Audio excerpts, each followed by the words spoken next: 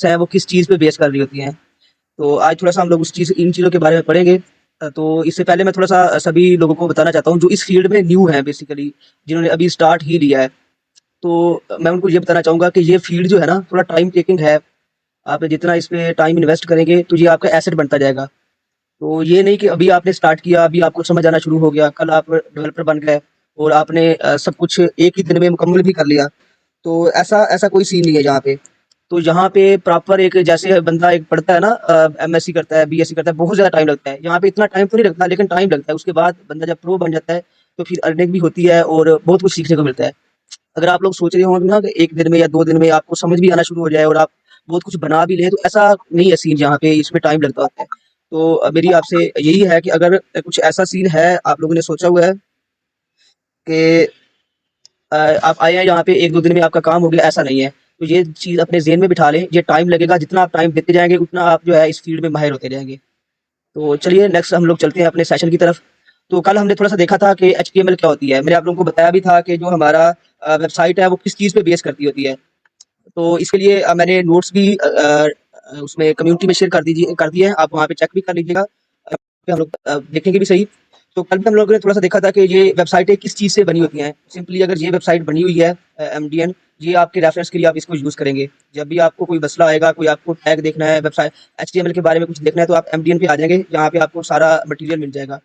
तो चलिए, मैं ये बता रहा था कि ये जो हमारे पास वेबसाइटें होती हैं, ये किस चीज़ से बनी होती हैं। इसमें मेन चीज़ जो है ना, मेन रोल वो एचटीएमएल का होता है, hypertext markup language.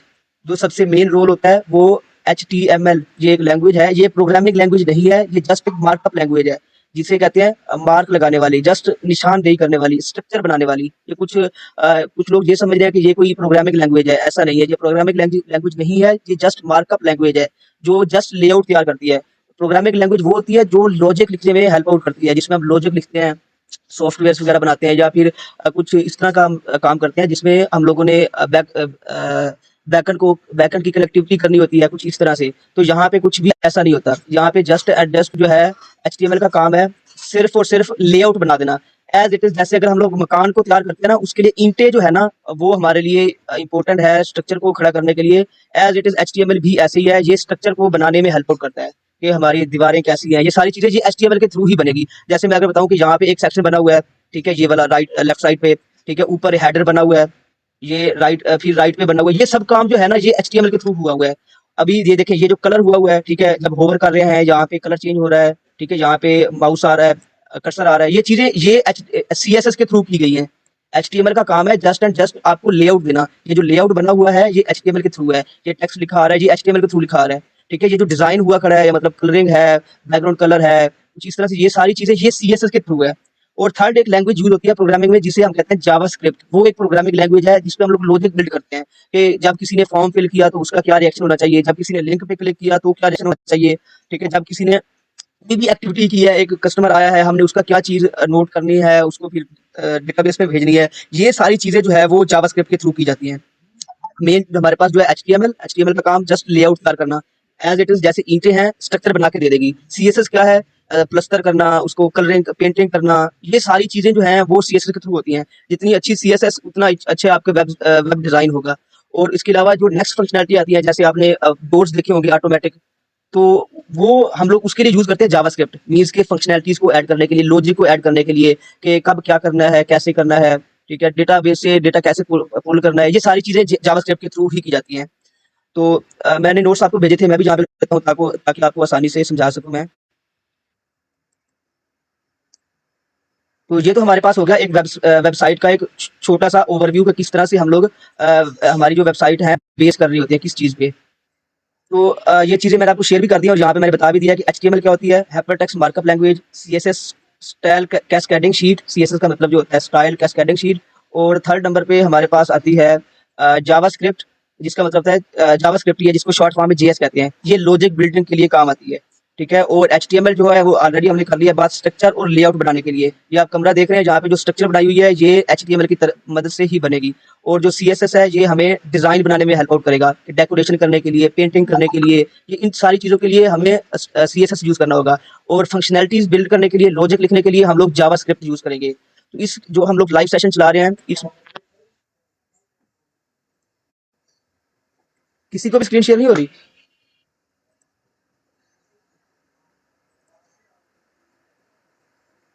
Please message type करिएगा, आपको स्क्रीन शो हो रही है?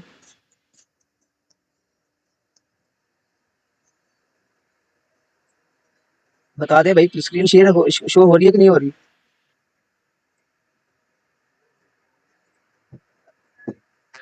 चले आजाद भाई, आप ना एक दफा रिज्वाइन कर लें, फिर हो जाएगी। चले। अच्छा, ये सीएसएस जो है, ये हो गया हमारी बात के जावास्क्रिप्ट और सीएसएस, ये चीजें सारी होगी। तो अभी इस जो हमारा सेशन है, इसमें हमने एचटीएमएल और सीएसएस का जस्ट ओवरव्यू लेना है, कुछ हमने कुछ ज्यादा सीखना नहीं है। इवन के हमारा एचटीएमएल और सीएसएस का वर्डप्रेस से कोई लेना देना नहीं है इतना खास, लेकिन फिर भी उसमें काफी चीजें होती हैं। अगर आपकी ये जो सीएसएस और एचटीएमएल बेसिक ना हो, तो हमें बहुत ज्यादा मुश्किल आती है वर्डप्रेस को करने में। अगर इनका दोनों का ओवरव्यू है पड़ा, तो हम लोग वेबसाइटें आसानी से बना सकते हैं। अदरवाइज अगर आपको एचटीएमएल सीएसएस बिल्कुल नहीं आती, तो भी आप वर्डप्रेस में जा सकते हैं। लेकिन ये अच्छी चीज़ है, अगर आप कर लेते हैं तो ये आपके लिए प्लस पॉइंट बन जाता है, एचटीएमएल और सीएसएस। तो चलिए चलते हैं एचटीएमएल की तरफ। एचटीएमएल क्या होती है जी? एचटीएमएल क्या है जी? Hyper text markup language. Hyper text markup language, HTML is the code that is used to structure a web page and its content. जो हमारे पास एचटीएमएल होती है, इसका काम होता है जस्ट एंड टेक्स्ट पेज को बिल्ड करना, और उसमें जो कंटेंट होता है, टेक्स्ट लिखा आ रहा होता है, वो हम लोग एचटीएमएल के थ्रू ही ले रहे होते हैं। ठीक है, कल मैंने आप लोगों को एक सॉफ्टवेयर इंस्टॉल कराया था वीएस कोड के नाम से, विजुअल स्टूडियो कोड। तो मैं उसको खोल रहा हूँ, थोड़ा सा साथ साथ कोडिंग भी करते जाएंगे। और मैंने कल आपको बताया था कि जो हमारी बाई डिफ़ॉल्ट होती है ना फ़ाइल, उसको इंडेक्स के नाम से ही जाना जाता है मोस्टली केसेस में। Index dot H T M L, index dot P H P, index dot J S. तो प्रेफर यही करते हैं कि index dot H T M L या जो भी आपकी एक्सटेंशन है वो आप लिख लें। अगर नहीं तो भी कोई मसला नहीं बनता, जो मर्जी नाम लिख लें, कोई इतना बड़ा इशू नहीं है। तो अभी देखें यहाँ पे dot H T M L, इस एक्सटेंशन का मतलब ये होता है कि हम लोग ब्राउज़र को बता रहे होते हैं कि जो हमारी फ़ाइल है ना, वो एक प्रोग्रामिंग फ़ाइल है या एचटीएमएल की फ़ाइल है। तो हमने इस पे तो हमने इसमें ये बताना होता है कि ये हमारी जो एचटीएमएल डॉट एचटीएमएल जहाँ पे आपको लगा नज़र आ रहा होगा, तो ये हम लोग ये बता रहे हैं कि ये हमारी जो फ़ाइल है, इसकी लैंग्वेज क्या है।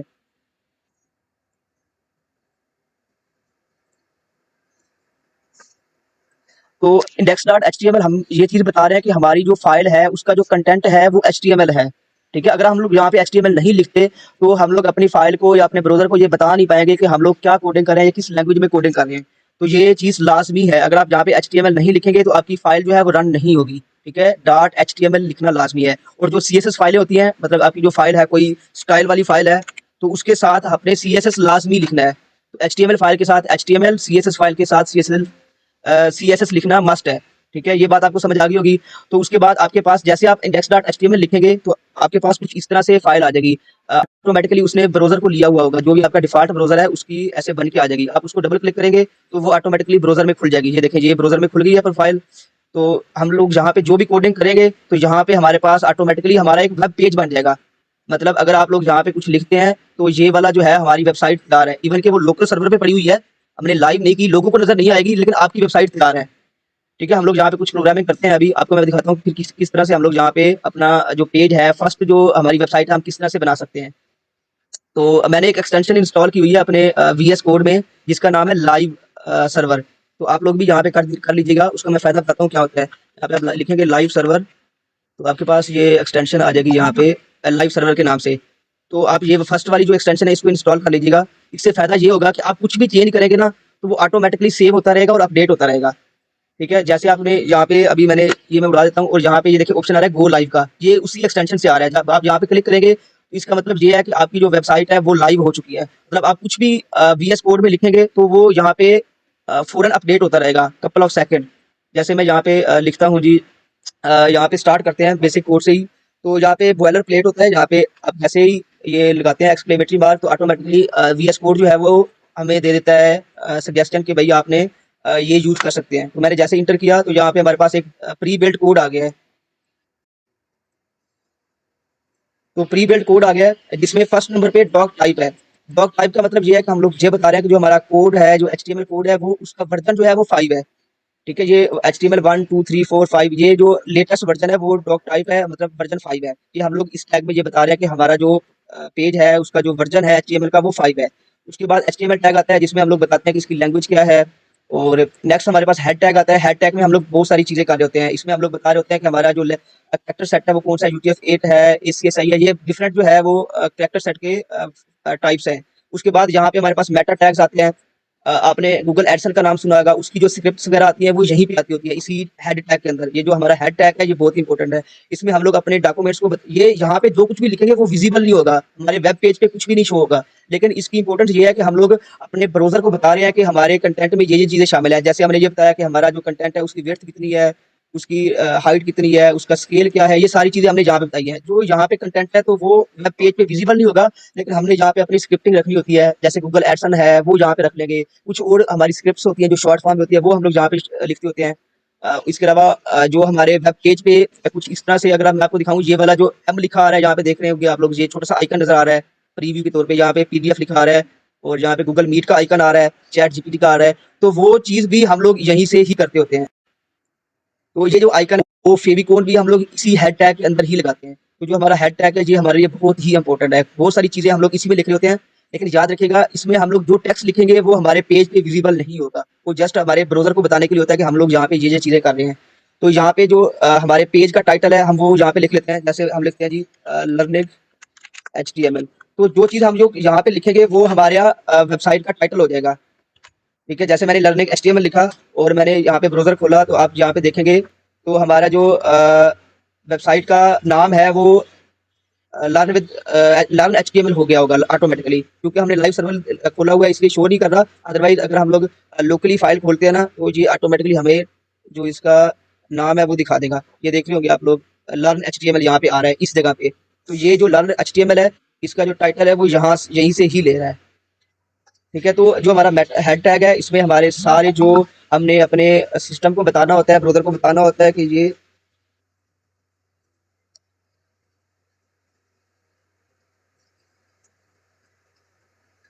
एक सेकंड, काफ़ी लोगों को वॉइस का इशू आ रहा है।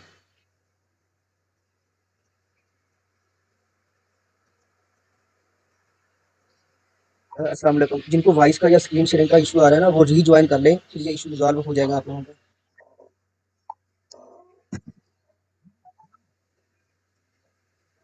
तो ये हमारा हेड टैग हो गया। उसके बाद स्टार्ट होता है हमारा बॉडी टैग। बॉडी टैग क्या है जी? बॉडी टैग जो है ये हमारे पेज का जो कंटेंट होता है, मीन्स के जो हमारा यहाँ पे इस पेज पे जो कुछ भी शो होगा वो यहाँ से शो होगा। यहाँ पे जो कुछ भी हम लोग लिखेंगे, इवन के मैं लिखता हूँ कुछ भी लिखता हूँ तो हमारा ऑटोमेटिकली इस पेज पे शो होगा, इसी जगह पे ही हमारे पास शो होगा। ये देखें, तो जो कुछ भी हम लोग यहाँ पे लिखेंगे वो यहाँ पे शो होगा। तो हमारा जो बॉडी टैग होता है उसका काम यही होता है।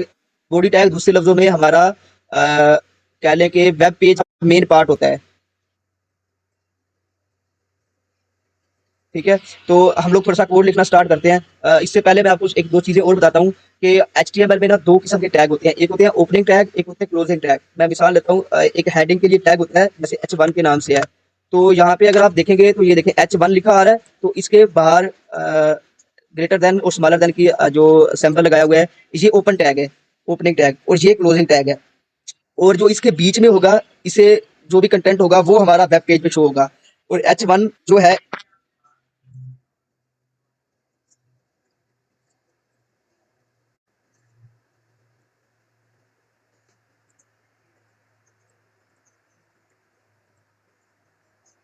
अब सबको स्क्रीन और वॉइस जो है वो शो हो रही है, आवाज़ आ रही है और स्क्रीन शो हो रही है कि नहीं? काइंडली मैसेज मैसेज कर दें ताकि मुझे पता चल जाए कि आवाज़ आ रही है सबको।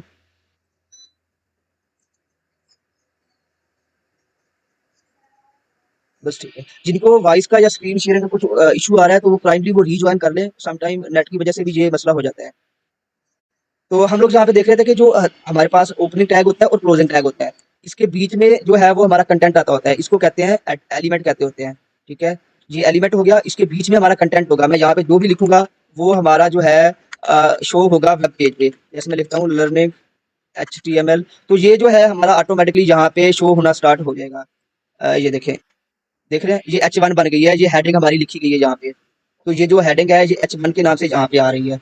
ठीक है, तो ये बेसिकली हमारे पास ये ओपनिंग टैग है और ये एंड पे क्लोजिंग टैग टैग है। और बाज़ बात ऐसा भी होता है कि कुछ टैग जो होते हैं वो सिंगल टैग ही होते हैं, उसमें जस्ट एक ओपनिंग टैग होता है। फॉर एग्जांपल एक बीआर के नाम से एक टैग होता है। मैं ना इस को डुप्लीकेट कर रहा हूँ एचटीएमएल वाले को। तो ये देखें लर्निंग एचटीएमएल यहाँ पे तो देखिए ये दो लाइनों पे है। जब हम लोग इसको ब्राउजर पे देखेंगे तो वो एक लाइन पे ही होगा। अब ये देख रहे हैं, ये एक लाइन पे ही रहेगा। अगर मैं इसको एक और लाइन पे लिखता हूँ तो ये वन लाइन ही रहेगा।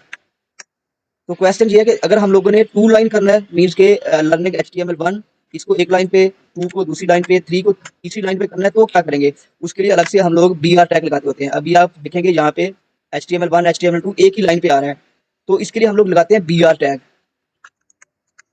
br टैग ये जस्ट और जस्ट हमारे पास ओपनिंग टैग, ओपनिंग ही होता है, इस पे क्लोजिंग नहीं होता। जस्ट इतना ही लिखेंगे तो हमारी जो लाइन है वो ब्रेक हो जाएगी।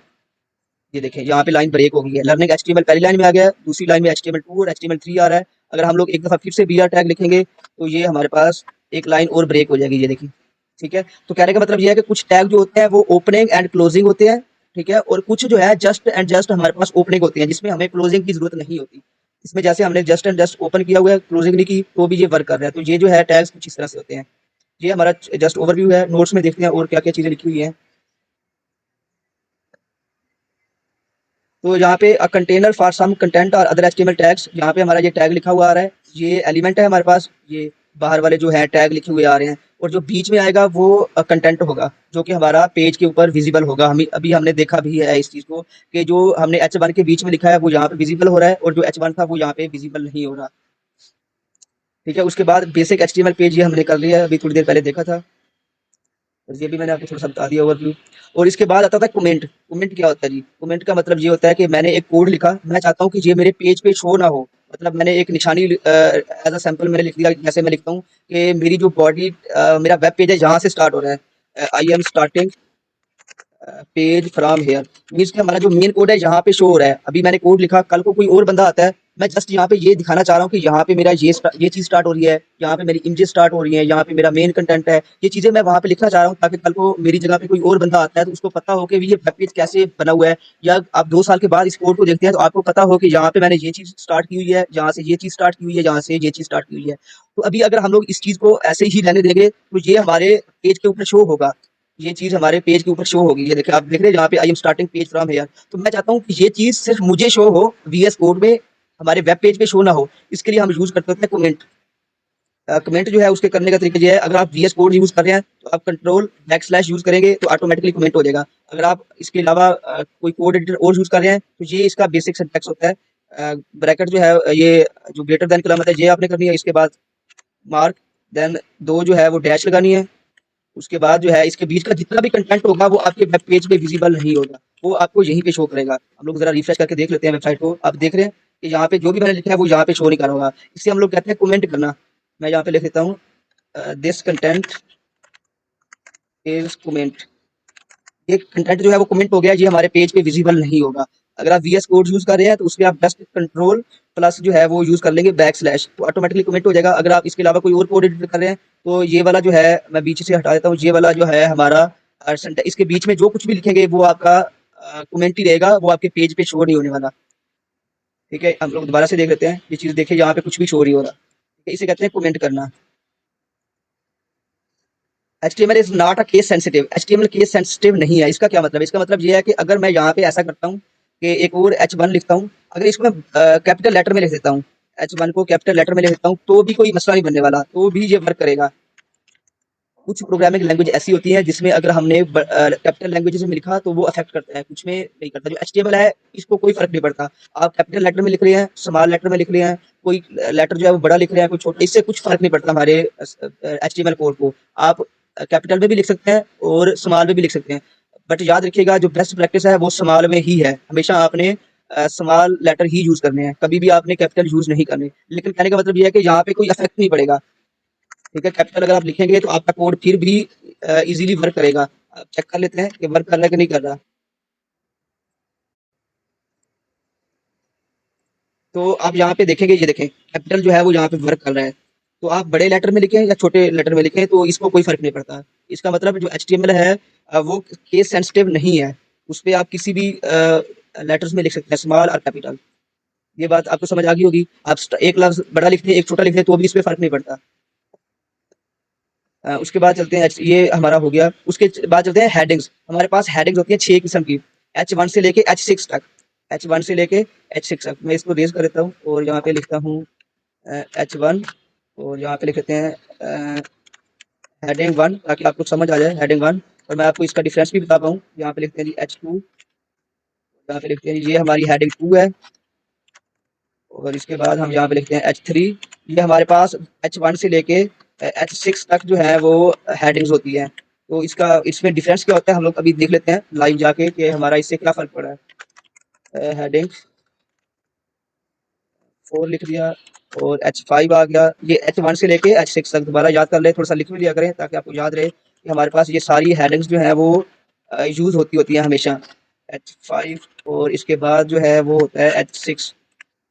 तो मैं आपको बता दूं इसके इनके अंदर जो डिफरेंस होता है वो होता है जस्ट एंड जस्ट इनके फाउंड का।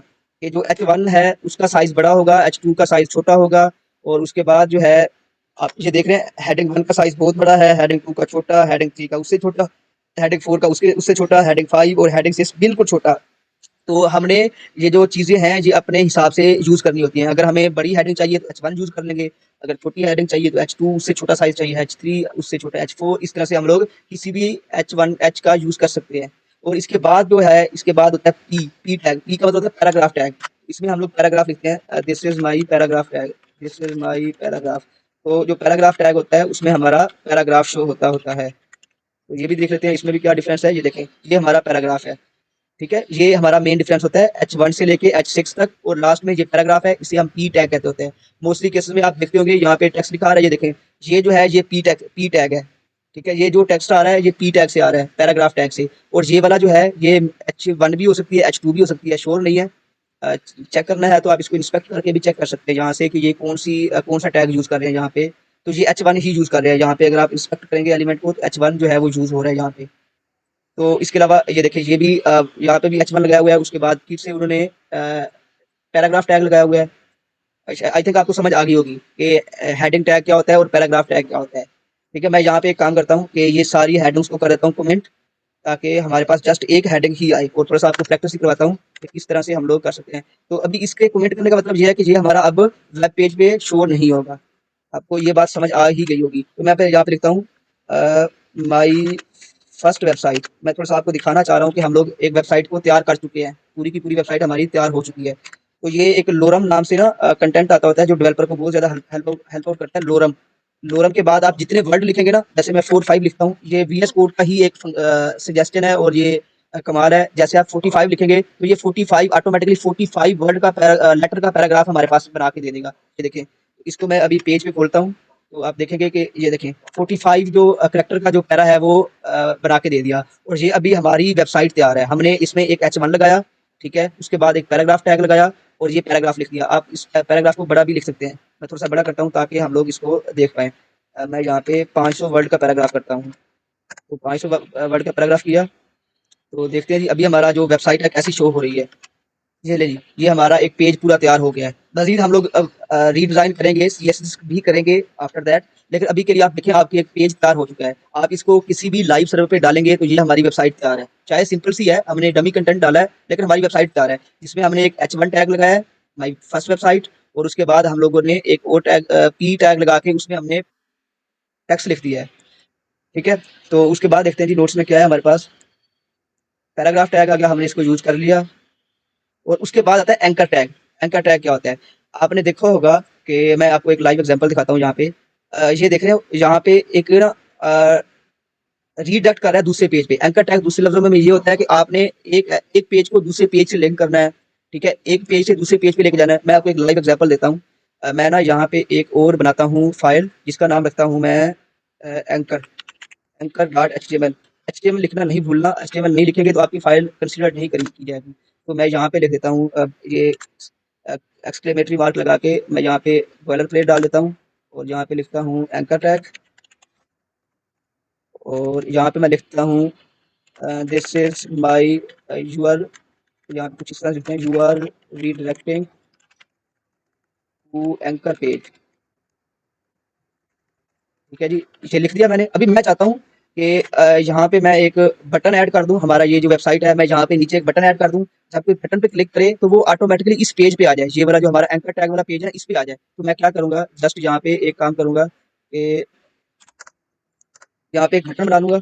बटन बना के ठीक है, बटन के अंदर मैं एंकर टैग लगा दूँगा। एंकर टैग ए से सिर्फ ए से जो है वो लिखते होते हैं A, just A start A end. और उसके बाद हम लोग क्या लिख देंगे, यहाँ पे जो हमारा पेज का नाम है वो लिख देंगे। आप यहाँ पे एक्सटर्नल भी लिख सकते हैं, मतलब अगर आपने गूगल की तरफ रीडायरेक्ट करना है तो ये चीज़ें हम देखते हैं। एक मिनट पहले मैं आपको ये समझा लूँ कि ये कैसे वर्क करता है। तो मैंने ये एंकर टैग लिखा पेज को विजिट किया, यहाँ पे आप देख रहे होंगे जहाँ पे बटन बन गया है। एक मिनट, बटन जो है वो बटन का टेक्स्ट नहीं दिया, हम यहाँ पे बटन का टेक्स्ट देते हैं जी एंकर टैग। तो अभी आप देखेंगे ये एंकर टैग बन गया है। तो जैसे मैं यहाँ पे क्लिक करूंगा, ये वर्क क्यों नहीं कर रहा, चेक करते हैं ये काम क्यों नहीं कर रहा। इसको काम तो करना चाहिए। बटन टैग को हटा देते हैं, जस्ट एंकर टैग लगा देते हैं और देख लेते हैं कि इसके अंदर ये ले जी, यहाँ पे देखते हैं, ये देख रहे हो कि ये हमें किस नेक्स्ट पेज पे रीडायरेक्ट कर गया है। जो हमारा कंटेंट है नेक्स्ट वो शो कर दिया है इसने, जो हमारा इस पेज पे था एंकर टैग पे, एंकर एचटीएमएल में था वो उसने शो कर दिया है। तो इसका मतलब जो हमारा एंकर टैग है वो पेज को लिंकिंग के लिए या किसी एक्सटर्नल पेज पे रीडायरेक्ट करने के लिए यूज होता है।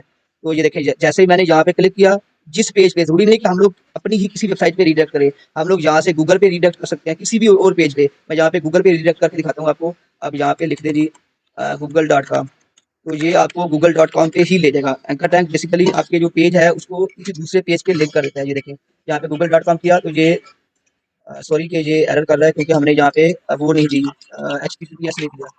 मैं यहाँ पे पहले google.com लिख लेता हूँ।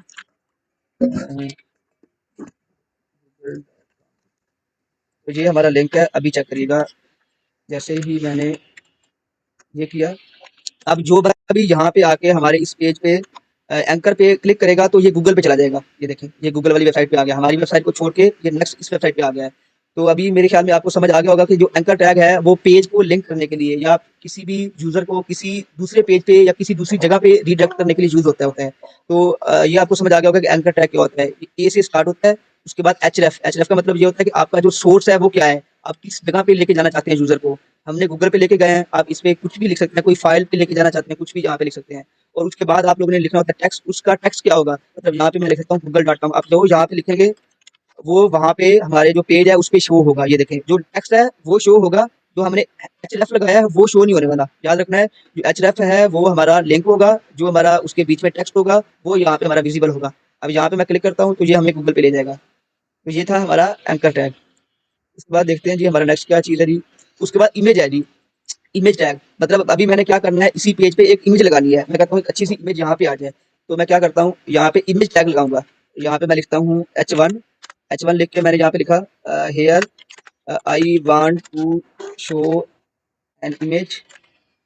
और यहाँ पे मैं क्या करता हूँ एक इमेज टैग लगाता हूँ, IMG टैग लगाता हूँ। और SRC में हमने लिंक देना होता है, तो हम किसी भी चीज़ का लिंक लोकल फाइल से भी दे सकते हैं और इसके अलावा हम लोग इससे भी किसी वेबसाइट का भी लिंक दे सकते हैं। जैसे अगर मैंने ये लिंक ले लिया, ये देखें, ये लिंक मैं उठा के जो सोर्स फाइल है उसमें डाल देता हूँ। ये मैंने यहाँ पे डाल दिया। अब जो हमारा टेक्स्ट वहाँ पे जो वेबसाइट है उस पे ये वाली इमेज शो हो जाएगी। जरा चेक करते हैं चल के हमारी वेबसाइट कैसी लग रही है। ये देखें जी हमारी ये वाली इमेज यहाँ पे शो हो रही है, सबको नजर आ रहा होगा। लास्ट में ये हमारी इमेज आ गई है। तो ये इमेज कहाँ से आ रही है, हम यहाँ पे जो भी, अगर आपके कोई लोकल कंप्यूटर में इमेज पड़ी हुई है, एक मिनट में ऐसा करता हूँ इस इमेज को सेव ही कर लेता हूँ, आपको लोकल कंप्यूटर से भी उठा के दिखाता हूँ कैसे शो करते होते हैं। इसको हमने कर लिया कॉपी और यहाँ पे आके कर दिया पेस्ट। तो ये इमेज हमारी यहाँ पे आ गई। हम अब क्या करते हैं, अब SRC की जगह पे हम लोग क्या करते हैं, यहाँ पे वही इमेज दे देते हैं। ये हमारा जो फोल्डर है इसी के अंदर ही एक इमेज नाम से फाइल पड़ी हुई है, image.png। सेव किया, यहाँ पे आए और यहाँ पे चेक करते हैं, आप देखेंगे कि वही की वही वेबसाइट है हमारे पास। एक वेबसाइट हमने लोकल कंप्यूटर से ही इमेज ले ली है। तो ये होता है बेसिकली हमारा इमेज टैग। इमेज टैग का काम क्या होता है कि हमें इमेज जो है वो शो करवाता है। IMG से स्टार्ट होता है, ठीक है। ये जस्ट ओपनिंग टैग होता है, इसमें क्लोजिंग टैग नहीं होता, ठीक है। ये H1 की तरह ओपनिंग एंड क्लोजिंग नहीं है, इसमें जस्ट ओपनिंग ही है। IMG टैग लगाया, उसके अंदर उसके बाद हमने सोर्स दे दिया। हमारा जो सोर्स है वो कुछ भी हो सकता है, मतलब कोई ऑनलाइन इमेज हो सकती है, कोई हमारी ड्राइव में इमेज पड़ी हुई है, वो पब्लिकली इमेज शो हो रही है तो आप अपने पेज पे वो इमेज दिखा सकते हैं।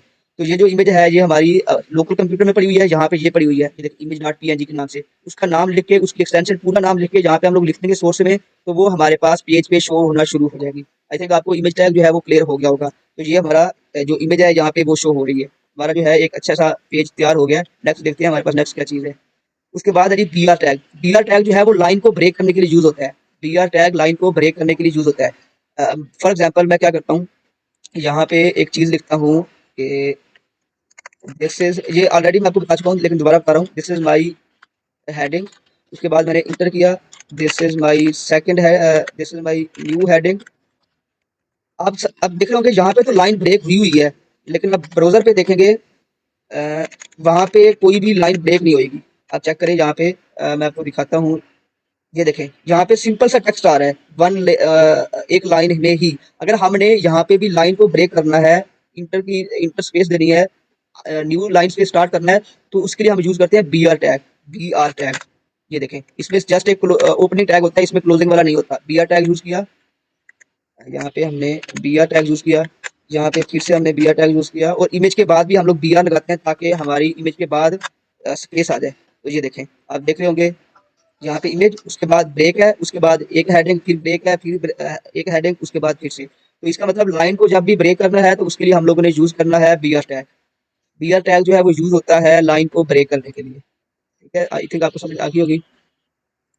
और उसके बाद नेक्स्ट चलते हैं। नेक्स्ट हमारे पास क्या है जी? हाँ जी, हमने टेक्स्ट को बोल्ड करना है, टेक्स्ट को इटैलिक करना है, अंडरलाइन करना है, उसके लिए हम लोग क्या यूज करते हैं? हाँ जी, मेरे पास ये वाला जो टेक्स्ट है, मैं चाहता हूँ कि इसको मैं बोल्ड कर दूँ। ये वाला दिस में जो हेडिंग है, मैं चाहता हूँ कि मैं इसको बोल्ड करूँ। तो इसके लिए यूज होता है bold tag, B tag, just B use करेंगे और इस टेक्स्ट को इसके अंदर ले आएंगे। तो इस जो बी के अंदर जितना भी टेक्स्ट होगा वो हमारा बोल्ड हो जाएगा। बोल्ट आप समझते ही होंगे, बोल्ट मीन्स जो उसका वेट है, फाउंड वेट है, वो इंक्रीज हो जाएगा। हम लोग चेक करते हैं कि क्या हुआ है जो अभी हमने लिखा है। तो आप देख रहे होंगे यहाँ पे, मैं थोड़ा सा स्क्रीन को जूम आउट कर लेता हूँ। यहाँ पे देख रहे हैं कि ये थोड़ा सा बोल्ड हो गया है। तो जो बी टैग है, ये टेक्स्ट को बोल्ड करने के लिए यूज होता है। ठीक है, याद रखिएगा, टेक्स्ट को अगर बोल्ड करना है तो बी आर टैग यूज करते हैं। अच्छा, मैं चाहता हूँ कि इसी को ही मैं अटैलिक कर दूं, थोड़ा सा तिरछा कर दूं। तो आप एक से ज्यादा टैग भी एक ही एलिमेंट में लगा सकते हैं, एक ही कंटेंट में एक से ज्यादा टैग भी लगा सकते हैं। तो मैं क्या करता हूँ, यहाँ पे अटैलिक टैग लगाता हूँ, उसके लिए हम आई यूज करते हैं, आई, अकेला आई। तो मैंने आई लिखा, और ये जो हमारा यहाँ पे है इसको मैंने खत्म कर दिया और एंड पे आके आई लिख दिया। ठीक है जी। और ये आप देखेंगे, ये देखें, अब क्या किया, पहले मैंने इस दिस इज माई हेडिंग को बोल्ड किया। ठीक है, उसके बाद मैंने उसको अटैलिक कर दिया। एक ही लाइन को मैं बोल्ड भी कर रहा हूँ, एक ही लाइन को मैं अटैलिक भी कर रहा हूँ।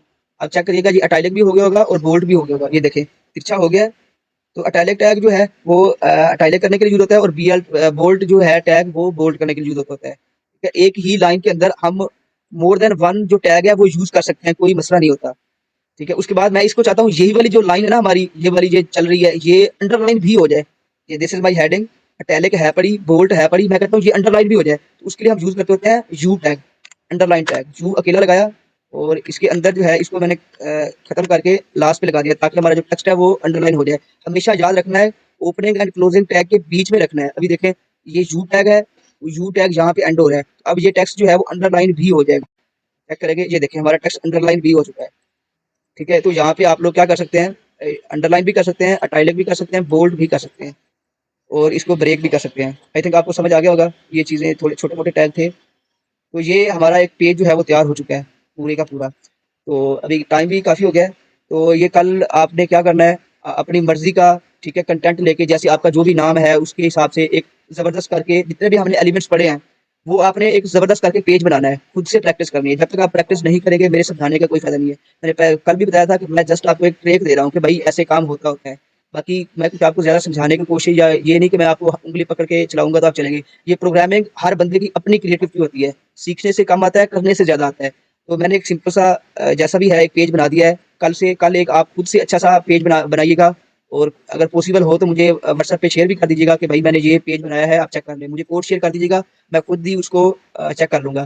ठीक है, उसमें आपने टेक्स्ट जो है वो ओरिजिनल ले लेना है, कहीं से ले लेना है, चैट जीपीटी से लिखवा लीजिएगा, या फिर किसी वेबसाइट से कॉपी पेस्ट करके आप यहाँ पे टेक्स्ट लिख दीजिएगा। उसके बाद इमेज भी आपने लगानी है। ठीक है, उसके बाद ये चीज़ें सारी आपने प्रैक्टिस करनी है। ठीक है, आज के आपको आई थिंक समझ आ गया होगा। कल आपने ये सारी प्रैक्टिस करनी है, फिर हम लोग नेक्स्ट मूव करेंगे। अल्हम्दुलिल्लाह सर जी।